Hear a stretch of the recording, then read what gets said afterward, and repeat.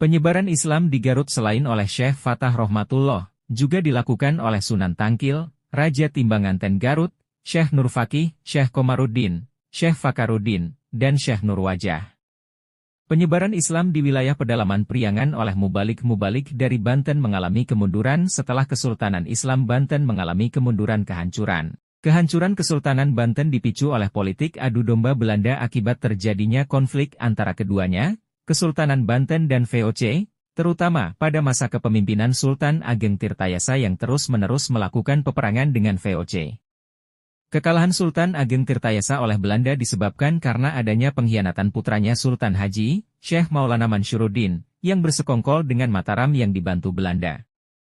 Akhirnya pada tahun 1683 Sultan Ageng Tirtayasa ditangkap Belanda akibat pengkhianatan anaknya sampai wafatnya di penjara pada tahun 1692